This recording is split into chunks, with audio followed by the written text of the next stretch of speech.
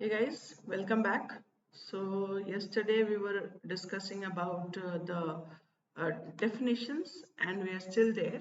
This is one of the important topics of trademark. अगर आपको definitions आ जाते हैं तो उसके बाद बाकी चीज़ें थोड़ी easy हो जाती हैं समझने के लिए। और मैं आपको कहूँगी कि जैसे जैसे आप वीडियो सुन रहे हैं आप एक्ट को भी देखिए, समझिए साथ में और उनको किसी हद तक याद करने की कोशिश कीजिए। तो हमने कल पैकेज कर लिया था। परमिटेड यूज जो है ये 2 का आर है फॉर द डेफिनेशन पार्ट। जैसे मैंने बताया 2 इज फॉर डेफिनेशन।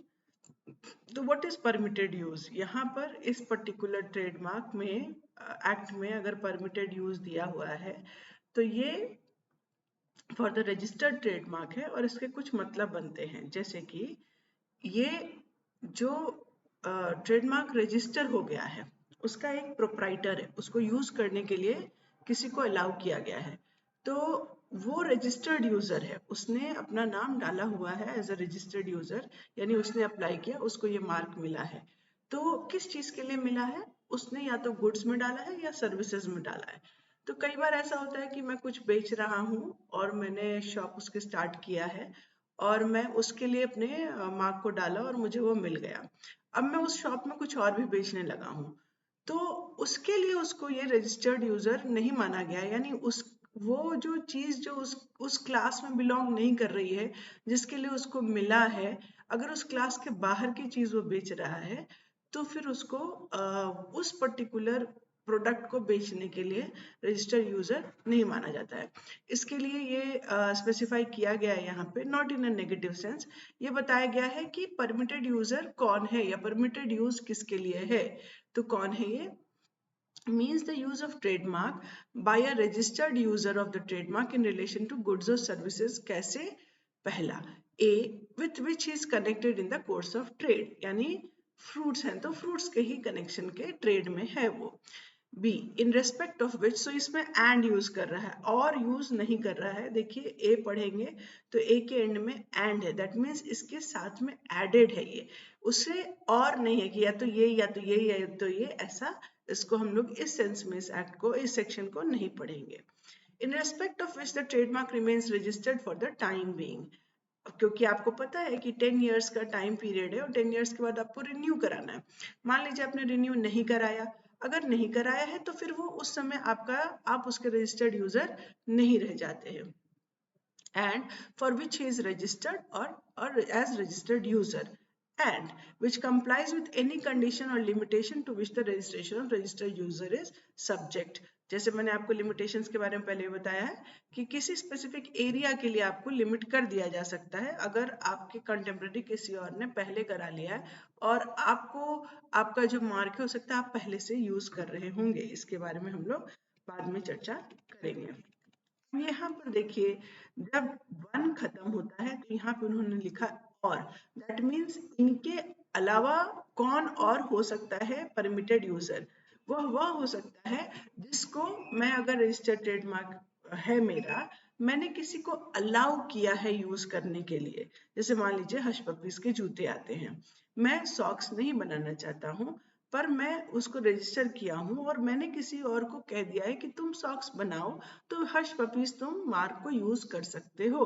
तो मैंने क्या किया है, उसको किसी और को परमिट किया है यूज करने के लिए। So by a person other than the registered proprietor and registered user in relation to goods और services, a with which he is connected in the course of trade, यानी जिसको मैंने यूज करने के लिए परमिट किया है वो भी उसी चीज को बेच रहा है जिस चीज के लिए उसको मेरा ट्रेडमार्क रजिस्टर हुआ है। And in respect of which the trademark remains registered for the time being, and by consent of such registered proprietor in a written agreement। So ये एक important document होना चाहिए आपके पास जो ये deed दे रहा हो कि मैंने उनको यूज करने के लिए ये लाइसेंस किया है या यूज करने के लिए परमिट किया है या फिर मैंने असाइन कर दिया है, and which complies with any condition or limitations to which such user is subject to and within the registration of trademark is subject। ठीक है, तो ये आपका परमिटेड यूज हो गया। Next is prescribed. प्रिस्क्राइब्ड यानी इस एक्ट के अंदर जो भी चीज दी गई है वो प्रिस्क्राइब्ड है, इसी को माना जाएगा। रजिस्टर ट्रेडमार्क का रजिस्टर होता है, मतलब ऐसे आप उसको फिजिकली ऐसे रजिस्टर, जो आप बुक्स वगैरह पढ़ते हैं टेक्स्ट बुक, उस तरह से नहीं समझिए। रजिस्टर है यानी उनके यहाँ एक प्रॉपर फॉर्मेट है, इसमें वो रजिस्टर्ड है, और इसके IPR के वेबसाइट पे भी आपको वो मिल जाएगा। Registered means registered under this act. Registered proprietor, जिसने अपना रजिस्ट्रेशन कराया हुआ है as a proprietor for that particular trademark. Registered trademark यानी जिसको एक्चुअल में रजिस्ट्रेशन मिल गया है और वो आर जो है उसमें आप यूज कर सकते हैं वैसे। Registered user means a person who is for the time being registered as such under section 49 में हम लोग जाएंगे, जिसमें कि रजिस्टर्ड यूजर को बताया गया है। रजिस्ट्रार अगेन जो ट्रेडमार्क का हेड है समझो, वो रजिस्ट्रार है, उसी के थ्रू आपके सारे कम्युनिकेशंस होते हैं। तो रजिस्ट्रार जो अपॉइंट किया गया है या फिर फॉर द टाइम बिंग किसी को और को ऐसा उस पोस्ट के लिए अगर असाइन कर दिया जाए जिसको ये काम करना है, उसको भी हम रजिस्ट्रार मानेंगे। यही बात सेक्शन 3 में बताया गया है। सर्विस, यहाँ पे देखिए मैंने बताया है कि 36 to 45 onwards in the class is inclusive of services. तो सर्विसेज यानी जो हम बिजनेस ही कर रहे हैं, ट्रेड ही कर रहे हैं, पर सर्विसेज का ट्रेड कर रहे हैं। For example banking, communication, education, financing, insurance, chit funds, real estate, transport, storage, material treatment and so on and so fourth, जो कि सर्विसेज देते हैं, जो कॉमन लैंग्वेज में हम समझते हैं कि वो सर्विस इंडस्ट्री है, वही सर्विसेज की यहाँ पे बात की गई है। तो यहाँ पे उन्होंने वर्ड यूज किया है सच एज, दैट मीन्स कि इसके अलावा भी और इंक्लूसिव हो सकता है, ये नहीं है कि बस इतना ही सर्विसेज में आएगा, वो आगे की बात हम लोग नहीं करेंगे, ऐसा नहीं है। Next is trade description. Again trade description जो है वो इम्पोर्टेंट टर्म है, क्योंकि आप अगर अपने ट्रेड को डिस्क्राइब कर रहे हैं, जैसे जब आप क्लास को फिल करेंगे, किस क्लास में आपका प्रोडक्ट फॉल कर रहा है, या तो सर्विसेज या गुड्स, तो वो क्लास के अकॉर्डिंग आपका वो प्रोडक्ट और सर्विसेज होना चाहिए, वो डिस्क्रिप्शन उसके साथ मैच होनी चाहिए। तो इसके अलावा अब अगर आपने किसी चीज को कोई चीज बेच रहे हैं, तो उसमें जैसे मैंने रिसेंटली एक एड देखा था, जिसमें कि एड का वो प्रोडक्ट का नाम तो नहीं लूंगी मैं इस पर्टिकुलर प्लेटफॉर्म पे, बट वो एक चाय का ब्रांड था, जिसमें उन्होंने लगा था, ऐसा लिखा था, premium brand with premium T. तो दोनों प्रीमियम में उन्होंने एक हैशटैग लगाया था, जो कि आप नीचे में बहुत थोड़ा सा छोटे से पढ़ते हैं कि प्रीमियम हमारा name of the, I mean हमने उसको just as a name use किया है, उसको उसको डिस्क्राइब करने के लिए यूज नहीं किया है, क्योंकि अगर आप उसको डिस्क्राइब करने के लिए यूज करते हैं तो आपके ऊपर दूसरी तरह की रिस्पॉन्सिबिलिटी आती है, क्योंकि प्रीमियम का डिक्शनरी मीनिंग कुछ और है। तो यहाँ इस तरह से चीज समझिए कि ट्रेड डिस्क्रिप्शन का मतलब क्या होता है यहाँ। So as to the number, quantity, measure, gauge or weight of any goods, or as to the standard of quality of any goods or services according to the classification commonly used or recognized in the trade. जैसे for example, अगर आपको मैं कहूँ कि ice cream क्या है, तो ice cream again आप कहेंगे FMCG है ना, तो फास्ट मूविंग कंज्यूमर गुड है। तो आप जानते हैं स्टैंडर्ड जो ट्रेड का प्रैक्टिस है उसमें इसको FMCG ही कहा जाता है, यानी इनकी शेल्फ लाइफ कम है, तो इसको आप कुछ और नाम से नहीं कहेंगे, मतलब they are commonly classified as this. As to fitness, for the purpose of strength, performance और बिहेवियर ऑफ एनी गुड, जैसे कोई प्लेट्स वगैरह को कहते हैं चिप प्रूफ, तो चिप प्रूफ का मतलब यहाँ क्या हुआ, जैसे वो टूटेगा नहीं, उसमें एक चिप नहीं आएगी, है ना।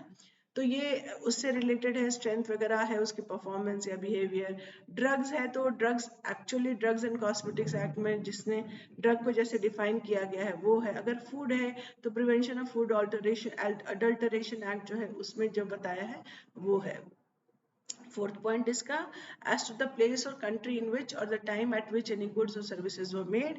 फॉर एग्जाम्पल अगर आप कुछ ऐसा प्रोडक्ट बेच रहे जैसे फॉर एग्जांपल आप स्विट्जरलैंड मेड चॉकलेट बेच रहे हैं, तो स्विस चॉकलेट आप कह सकते हैं उसको, तो वो डिस्क्रिप्शन में ही आता है।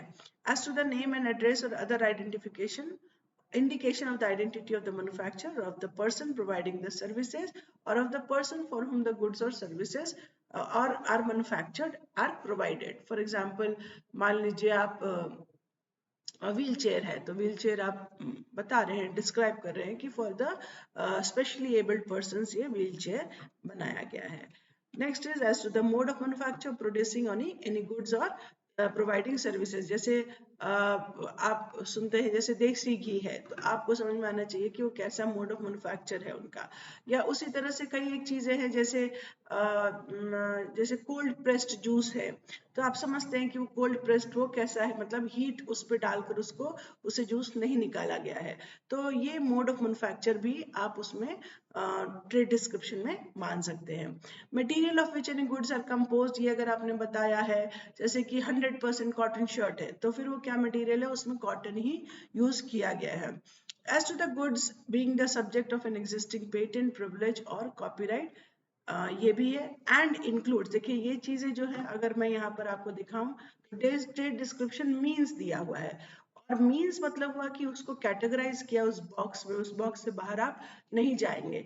उसके अलावा उन्होंने जब ऐड कर दिया एंड इंक्लूड्स यानी ये चीजें हैं, इसके अलावा ये भी आप इसमें मान लीजिए कि इसके साथ में ये ऐड होते हैं, बट ये मीन्स ही है यानी एक बॉक्स है, इसके बाहर आप नहीं जाएंगे for describing the trade. Any description as to the use of any mark which according to the custom of the trade is commonly taken to be an indication of any of the above matters. So customs के through अगर आप जानते हैं कि वो उसी तरह से किया जाता है तो फिर आप उसको मान के चलिए कि वो उसके ट्रेड डिस्क्रिप्शन में वो आ रहा है। या फिर इंपोर्टेड गुड्स है और उसके बिल ऑफ एंट्री में यानी उसका जो बिल बनता है या फिर शिपिंग बिल है जो बिल बनता है उसमें जो डिस्क्रिप्शन दिया गया ट्रेड का वो भी उसके अंदर इंक्लूडेड होगा। और any other description which is likely to be misunderstood or mistaken for all or any of the said matters. Next is GB trademark. जैसे मैंने आपको बताया कि ट्रेडमार्क क्या है, वह मार्क जो कि हम ग्राफिकली रिप्रेजेंट कर सकते हैं और एक पर्सन के गुड्स को दूसरे पर्सन के गुड्स से डिस्टिंग्विश करने लायक हो। अगर सिमिलर है तो फिर अगेन ये डिस्टिंग्विशिंग नहीं हो जाता है। ये एक तरह से समझिए कि वो उन्होंने बहुत ज्यादा सिमिलर बना दिया है तो वो ट्रेडमार्क नहीं आएगा, वो कॉपिंग हो जाती है। ठीक है, तो उसमें किसी भी तरह से हो सकता है जैसे shape of goods, packaging, combination of colours. इसके अलावा in relation to chapter 12 which is offenses and penalties, a registered trademark or a mark used in relation to goods or services for the purpose of indicating or so as to indicate a connection in the course of trade between goods or services as the case may be, जो भी वो काम कर रहा हो, and some person having the right as proprietor to use the mark, यानी उसको ये अलाउ किया गया है। In relation to other provisions of this act, a mark used or proposed to be used in relation to goods or services for the purpose of indicating so as to indicate a connection in the course of trade between the goods or services as the case may be, and some person having the right either as a proprietor, वो हो गया है, या मैंने जो आपको बताया था परमिटेड यूज में प्रोप्राइटर, या फिर उसको परमिटेड यूजर बना दिया गया है उस मार्क को यूज करने के लिए, है ना, या उस आदमी का नाम लेना जरूरी नहीं भी है तो मार्क मुझे यूज करने के लिए ये अलाउ किया गया है।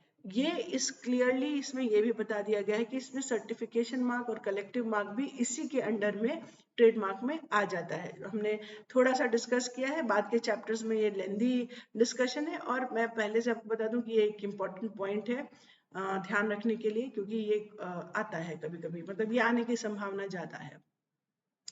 ट्रांसमिशन जो होता है, जैसे मान लीजिए कि मैं ट्रेडमार्क मेरे पास है, मैं रजिस्टर्ड यूजर हूँ पर मैं किसी कारण से मैं मर जाती हूँ तो मेरा जो लीगल एयर है उसको ये ऑटोमेटिकली ट्रांसफर होता है, बट क्योंकि ये एसेट है तो जब ये ट्रांसफर हुआ तो उसको जो आईपीआर ऑफिस है, ट्रेडमार्क ऑफिस है, वहां पे जाके रजिस्टर कराना पड़ता है। तो ये ट्रांसमिशन कहलाता है। जैसे असाइनमेंट है कि मैं अपनी मर्जी से उनको दे रहा हूँ, transmission is just because when I like मैं मर जाता हूँ तो मेरा जो है वो ट्रांसफर होता है। टेक्निकल मेंबर जुडिशियल मेंबर का है, उसी तरह से ट्रिब्यूनल, वाइस चेयरपर्सन जो है वो अपीलेट बोर्ड का होता है। मैंने अभी आपको जस्ट बताया कि it's not as of now it is not in existence, तो मुझे नहीं लगता है कि ये पूछेंगे, बट ये पूछ सकते हैं कि अपीलेट बोर्ड अभी है या नहीं है ऑब्जेक्टिव में। वेल नोन ट्रेडमार्क अगेन एक इम्पॉर्टेंट टॉपिक है, हम लोग इसको लेंथ में डिस्कस करेंगे वेल नोन ट्रेडमार्क को। तो अभी मैं इसको इतना ही बताती हूँ। जैसे एप्पल है, एप्पल इलेक्ट्रॉनिक गुड्स बेचता है, तो वो एक क्लास में आता है। बट एप्पल शब्द से कोई अगर कुछ और बेच रहा है तो आप ये कंफ्यूज हो सकते हैं कि वो उसी शायद उन्हीं का हो, तो वो वेल नोन ट्रेडमार्क है। कुछ को ऐसे मिला हुआ है, समझो कि प्रोटेक्शन की कोई और यूज ना कर पाए, और करे तो एकदम ही डिफरेंट तरह से करे। तो ये हो गया उसका फर्स्ट पार्ट टू का। Second is in this act unless the context otherwise requires any reference to trademark shall include reference to collective mark as well as certification mark, यानी इनको भी हम ट्रेडमार्क ही मानेंगे। ठीक है, to the use of mark shall be construed as reference to the use of printed और other visual representation of the mark, यानी उसको किसी जैसे ऑनलाइन दिखा रहे हो, 3D में दिखा रहे हो, प्रिंट फॉर्म में दिखा रहे हो, सुना कर रहे हो, मतलब उनको तुम विजुअली दिखा रहे हो। To the use of the mark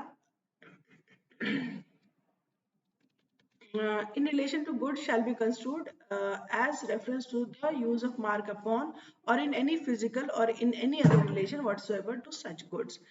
फिर ये गुड्स के लिए सिमिलरली ये सर्विसेज के लिए भी सेम बात वो बोल रहे हैं, यानी उनको गुड्स और सर्विसेज के लिए यही बात बोलनी है, अवेलेबिलिटी, प्रोविजन और परफॉर्मेंस ऑफ सच सर्विसेज। ठीक है, to the registrar shall be construed as including a reference to any officer when discharging the function of the registrar in pursuance of subsection 2 of the section 3, जो अभी हम लोग थोड़ी देर में पढ़ेंगे। To the registrar, trademark registry shall be construed as including a reference to any office of the trademark registry, यानी जो 5 zone है उनमें से कोई भी। For the purpose of this act, goods and services are associated with each other if it is likely that those goods might be sold or otherwise traded in, and those services might be provided by the same business, and so with description of goods and description of services। ठीक है, अब जैसे कि मैं आपको एक example की तरह देती हूँ। जैसे मान लीजिए अमेजोन है, अमेजोन एक सर्विस प्रोवाइडिंग इंडस्ट्री है, ठीक है, वो एक प्लेटफॉर्म देता है। उसके अलावा उसके अपने खुद गुड्स भी है, जैसे सोलिमो ब्रांड के, तो वो क्या करे, वो दोनों करे, तो अमेजोन वो यूज कर सकते हैं दोनों के लिए, वो अगर दोनों क्लास में उनको रजिस्टर कर चुके हैं। ठीक है, एग्जिस्टिंग रजिस्टर्ड ट्रेडमार्क मतलब जो जिनको रजिस्टर किया गया है, और कब से, जब से ये आया है trademarks, trade and merchandise mark act 1958, वहां से जिन्होंने रजिस्टर किया है और वो एग्जिस्टेंस में है तब से। तो यहाँ हमारा चैप्टर 1 कंप्लीट होता है, और अब हम लोग नेक्स्ट क्लास में चैप्टर 2 स्टार्ट करने वाले हैं।